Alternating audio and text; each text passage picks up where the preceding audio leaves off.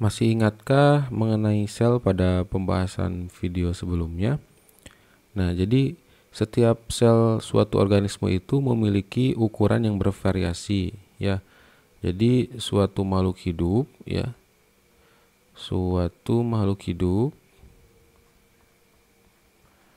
itu memiliki sel yang bervariasi, ya. Nah, misalnya ada sel yang bentuknya tetap, seperti kita ambil contoh dalam sel darah merah, ya. Nah, ini bentuknya biconvex, ya,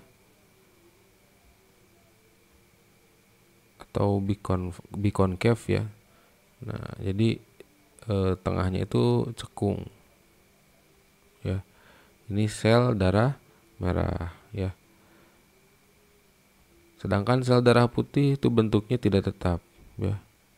Dia berubah-ubah, ya. Nah, kenapa setiap makhluk hidup selnya harus bervariasi? Nah, tentu ini ada kaitannya dengan fungsi yang harus dijalani oleh sel tersebut, ya.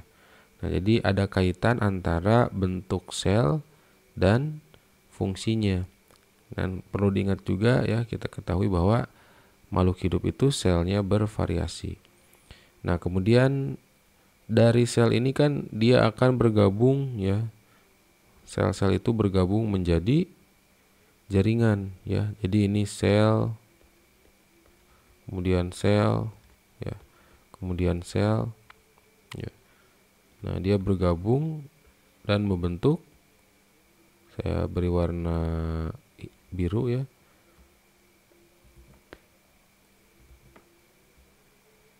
Nah, yang warna biru ini, ya, kumpulan dari beberapa sel itu dia akan membentuk suatu jaringan, ya.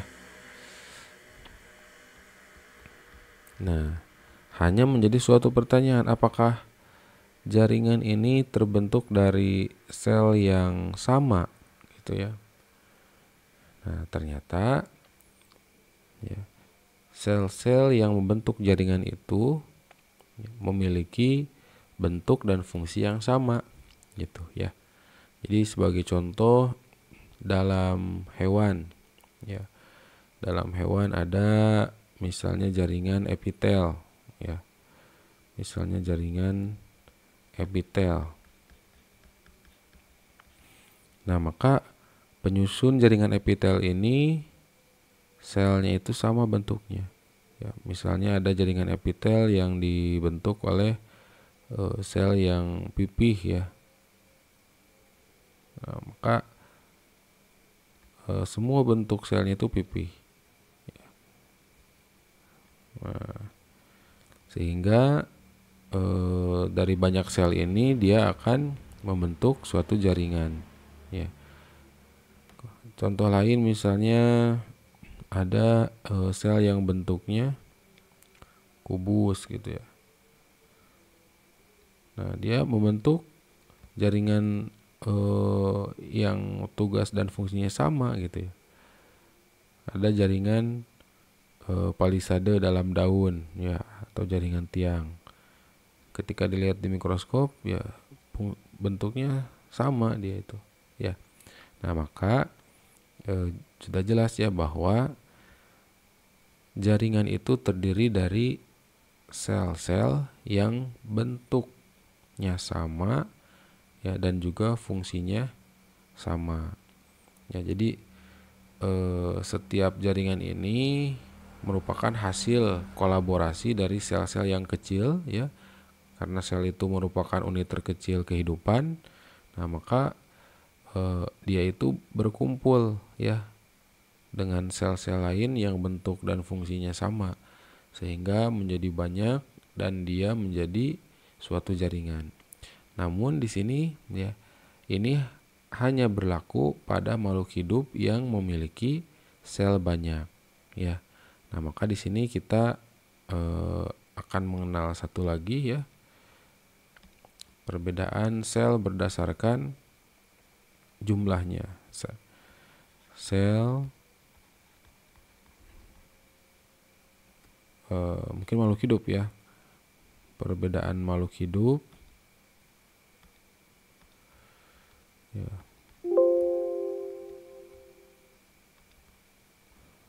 Perbedaan makhluk hidup berdasarkan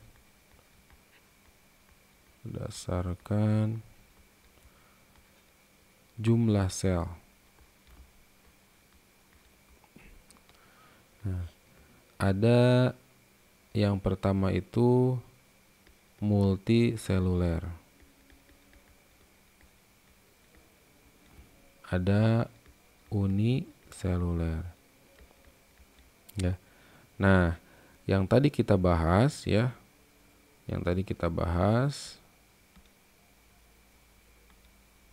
Nah, ini yang membentuk jaringan ya, itu adalah multiseluler ya.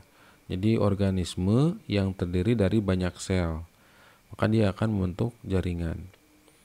Ya, kemudian terbentuk organ dan seterusnya. Sedangkan makhluk hidup uniseluler ya, yang hanya terdiri dari sel itu sendiri ya, dia tidak akan membentuk jaringan, melainkan seluruh aktivitasnya itu ya dipenuhi oleh sel itu sendiri ya. Nah, sedangkan ketika dia berkumpul ya, dia disebutnya sebagai koloni ya. Jadi dia berkoloni ya, satu sel itu berkoloni menjadi organisme banyak sel ya.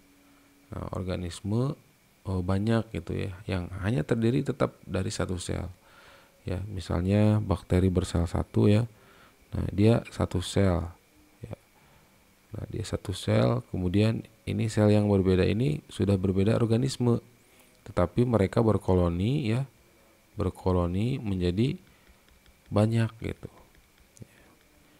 tetapi tidak dikatakan sebagai satu organisme ya, sebagai satu orang ya kalau di manusia, tapi dia itu banyak. Hanya setiap organisme itu hanya terdiri dari satu sel.